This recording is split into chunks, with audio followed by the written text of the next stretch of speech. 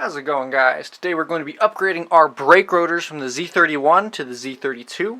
If you can tell, this is the bolt-on style, so we're going to go ahead and talk about that. And this is a slip-on style, so we'll go ahead and convert our hub in order to accept it. If you have an 87 through 89 turbo model, you already have slip-on rotors, so you don't need to do pretty much the entire thing that we're going to be doing here. But basically what we're going to go ahead and do is take off the entire hub assembly, shave it down because this one is a little bit wider on the inside than this one, so that the hub will actually fit behind here. We're also going to install some nice, I believe these are 60mm wheel studs, but I might be wrong on that. And then we're going to get some 1-inch spacers as well, so that we can put the entire package together and have some nice big thick brakes. You can tell these are a little bit wider and they're also a little bit thicker. If you can tell from there, you can see the size difference between the two. So let's go ahead and jump to it. Alright guys, here's our brake assembly. What we're going to go ahead and do now is detach the caliper. It's just two bolts on the top and bottom. They're both 19mm if I am not mistaken. And what we're going to go ahead and do is just set it aside on a piece of wood, kind of holding it up so it doesn't rest on the brake line. Alright guys, now that we've got the brake caliper off, what we're going to go ahead and do is remove this cover here. This is the axle nut cover. I found that one of these like big wrenches and a flat blade are really the best way to get it off. You can kind of pry with the flat blade and then just kind of grab out here and pull off with the big pliers. And then underneath, you're going to go ahead and pull out a cotter pin and remove a little like kind of guard that keeps it in place. And then we have a big, I want to say it's a 26mm nut. But I'm using a 27 and it's a little loose, but it still works. These aren't very tight. And then we're going to go ahead and pull out the entire assembly. A bearing and a like key plate will fall out with it. So make sure to keep those all nice and clean. They have grease all over them. You want to make sure everything here is clean from now on. But we're going to go ahead and pull all of that out, and that's going to allow us to pull this hub and rotor assembly out of here. Alright, you can see I got everything off the spindle. This is the cap. It was pretty easy to come off. This is the little like guard kind of thing that keeps the nut from spinning. This is the cotter pin you had to take out of that guard, and then the nut. And then this is the bearing, and then underneath it is the plate.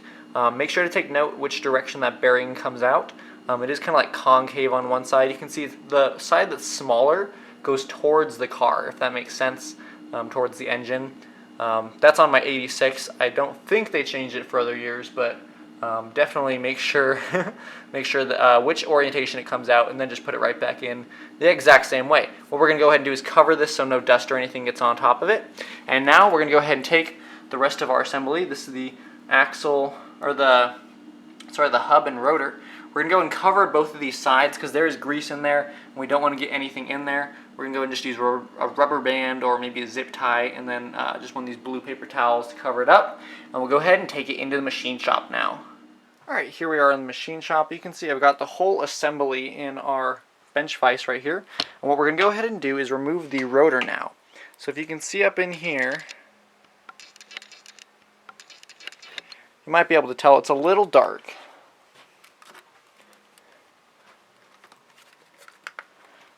Boom, there we go. Alright, you can see those nuts right there. Those are 14mm, and those are holding our rotor to the hub.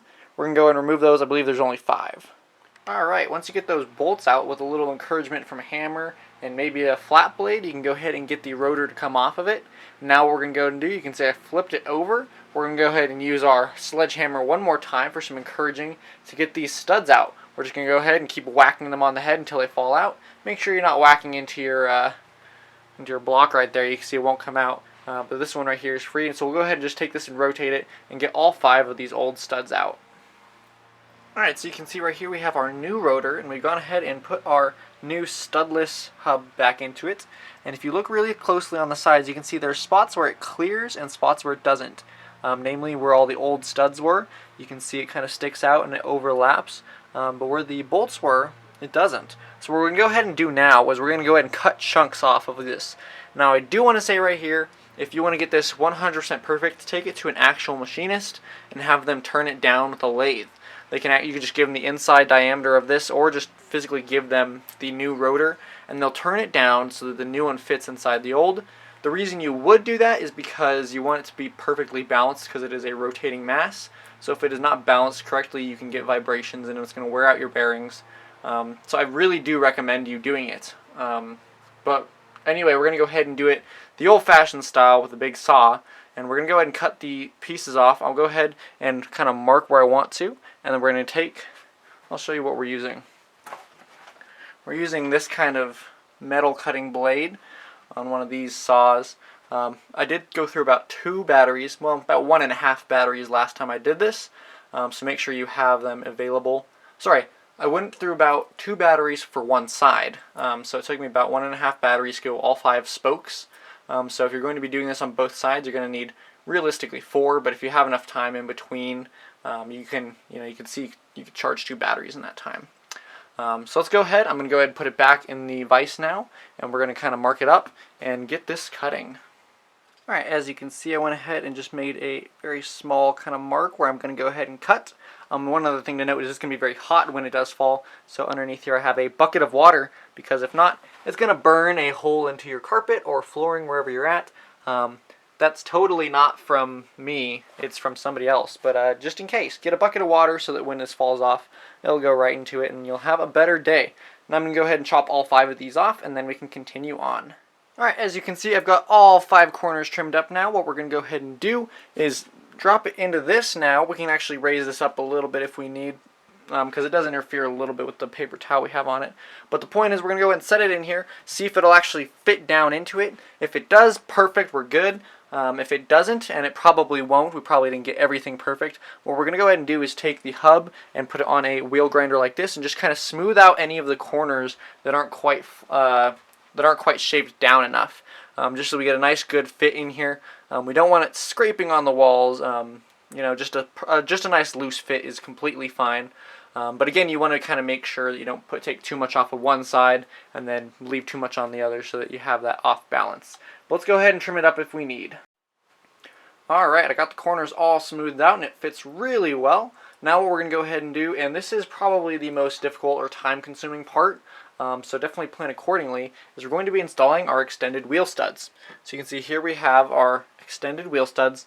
I believe these are 60 millimeters long, and they have a 3 millimeter knurl. That's KNUREL, I believe. I got these from Response Type. I believe the website is rt.trackpro.com. So definitely check that out. They have, I think it was only like $30 for 10, which is both for the front, both sides. I believe what you should do is get a 2.9 millimeter knurl. I believe the 3 is just a little bit too big, because when I'm putting it in, it takes a lot to get it seated.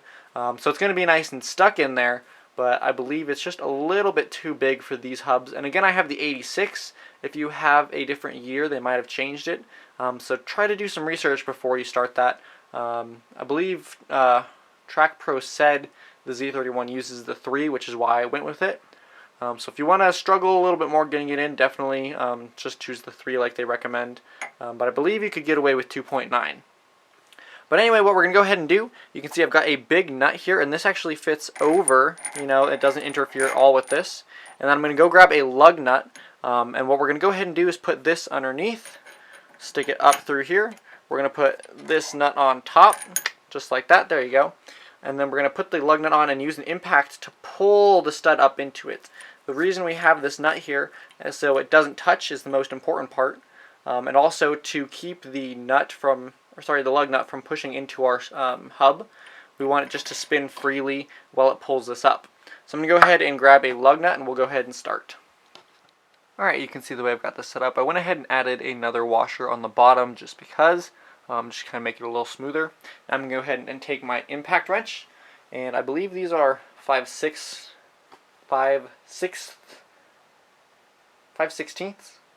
They're a certain size. Go ahead and just get a socket that is the correct size. We're going to go ahead and stick it on here, and we're just going to use our impact to just pull it all the way up. Now again, like I said, this is the most time consuming thing, so definitely save some patience, and it's going to take a long time of the air compressor running while you really get this in there. I don't know if an electric impact would work better. If it does, then get one of those, because I think it took me about half an hour to 45 minutes to get all 5 of these in last time. But I'm going to go ahead and get all of these in. I'll spare you guys the details, and we'll go ahead and move on. Alright, it took a while, but we were able to get all 5 of these studs back in. Now let's go ahead and take this to the car. Alright, what we're going to do real quick while we have easy access to our brake rotor is go ahead and clean it off with some brake clean. We're just going to go ahead and degrease it because it does ship with a little bit of oil on it just to protect it from rust. So let's go ahead and clean that off real quick, and then we're going to go ahead and put it on our hub. Alright, you can see I went ahead and put the rotor on the hub now. I haven't put anything or like torqued this center nut down because you want to have this outer rotor on first. It's going to give it enough mass to really spin. Now what we want to do is torque it to about 18 to 22 foot-pounds and then go back 180 degrees. That's going to get us about in the general ballpark where we want to be. But what we want to see is when we spin this, you can see it continues spinning for quite a while right now, and we don't really want quite that much. So what we're going to go ahead and do is tighten it up just a tiny little bit, and we want to see it spin for 5 to 10 seconds. So that means it's got a little bit of drag and it's going to be stiff, but it's not going to be too loose. You can always tell if you grab it and kind of shake it, and if it moves out or side to side, that's definitely too loose. You don't want any movement. But again, you want it to spin for about 10 seconds. With a moderate spin, 5 to 10 seconds, and this is just a little bit too loose. So I'm going to go ahead and tighten this down, and then we'll put the little, I want to say that's called a crown nut, and then a new cotter pin in. You always want to put a new one, and then we can go ahead and hammer that dust cap back on. Alright, I got everything in the hub back together. It is all good, and there was one thing that we need to do before we start reassembling this. And like I mentioned at the beginning of the video, the Z32 rotors are a lot thicker than the Z31, so we actually have to push our pistons back in. What I did on the other side of this car was to pull out the pads and then push it in. I just grabbed one of these again and just kind of pressed it in. You don't want to do it cockeyed, so try to get a nice even pressure across it. And you can see I've painted mine, so I don't want to scratch it. So I'm going to use a piece of wood on either side to just get a really flat compression. And I'm probably just going to move the pad if I can instead of actually taking it out, because that's just an extra step. But once we get those all the way compressed back in, and with the Z32s, because these are Z32 brakes and Z32 rotors, you actually want them to be pretty much compressed all the way. So definitely don't, just push it all the way back in. And one thing to note is this will push more fluid into your reservoir, so definitely double check and make sure it doesn't overflow on the engine, in the engine bay. But I was already a tiny little bit low because I had a leak on the other caliper. So hopefully we're perfect, right back where we need to be. But definitely take a check, take a look, make sure that nothing is problematic. And then we can go ahead and start mounting the caliper. Alright, now we are ready to go ahead and get our caliper back on. Now one thing you may notice when you do this swap is it pushes the brake rotor actually a lot further forward towards the outside of the car. So what we have to do is account for this with a spacer. So what we have here, we have 2 new bolts and 2 spacers. These are 12 millimeter spacers, and these are M12 by 1.5 bolts by 50 millimeters long. I got these from McMaster Car, that's with 2 R's. They sell these by the piece, and then these in packs of 10. So, you can have a few extras, but all in all, this was about $50 shipped. You may be able to find them cheaper somewhere else. But I really like McMaster's Car. These are grade 10 bolts, or I guess 10.9. So they're super, super heavy duty. And then these are made out of steel as well. Now what I'm going to go ahead and do is put them in there. So if you remember from putting in the Z32 calipers, it goes bolt, spindle, spacer, and then caliper. So you space it correctly. If you put this on the outside and then the spindle next, it won't work correctly and you won't have spaced anything. But it'll be pretty easy to tell because the caliper has to be shifted so far out. So I'm going to go ahead and bolt these in with these spacers. It's going to make our caliper look nice and good. And we're going to go ahead and, actually one thing I forgot, we're going to go ahead and put on these lock washers from the original bolts over here first. Because we want a nice lock washer on it just to make sure everything will stay nice and safe. You could always put like Loctite on it. But that's what I'm going to go ahead and do. Now let's go ahead and bolt in that caliper. Alright, we got our nice caliper right back on there. One thing to note is when you do this, you want to go ahead and do the, put on a 1-inch spacer. 1 inch is probably a tiny little bit overkill. You might be able to get away with about ½ an inch or so. But because the brake caliper was pushed out, we also need to push out the wheel now from where it would normally sit. Just because the brake caliper was already interfering. You can see these marks right here. I had to shave it away a little bit to keep it for clearing my wheel. Excuse me. And so I went ahead and stick this 1 inch on. It is perfect. I've already test fit it and it gives us a really nice offset. I'll go ahead and show you guys at the end here. But we put this 1-inch spacer on. One thing about spacers is you do not want to skimp on them. You don't want to get some that are like $20 or $30. I believe this set cost me about $70.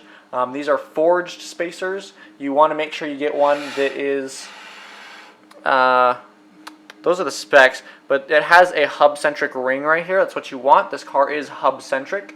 If you don't have that, then you will be in trouble. I believe the bolt pattern is 113.4 by 5. And I think it's actually in inches, it's 5 by 4.5. So whatever this is, and then I got forged because they're nice and strong. I like the style too because it puts all of the strain on the originals and then has new ones, so you're not using the same ones for the entire way through. And the Z31 wheels stock, you can see they have holes built in case there's a little poke out right there. So we are perfect to go ahead and run these wheels. I'm going to go ahead and torque these nuts down now. We want to torque them just like they were an actual wheel, and then we'll go ahead and put our wheel on and torque it as well. Alright, the last thing that you're probably going to need when using wheel spacers are extended wheel lugs. I went ahead and got these. These are also forged from, I believe, Circuit Performance or Circuit Racing, one of the two on Amazon. And they're just really nice and long. They have this nice grip on the back here, so when you go ahead and stick it in, you can just do it with your fingers, get it on initially really well. Oops. Perfect, just like that. And then it comes with a nice long bit to go with it because you can't use a regular bit on these. You need a really deep socket one. So it's kind of a locking one. But there you go, guys. That is how you upgrade to Z32 brakes, and it looks great. I hope you guys thought that this was helpful. Go ahead and drop any comments down below if you're curious about anything that I did, and I will do my best to answer. And I hope you guys have a great day, and I will see you guys next time.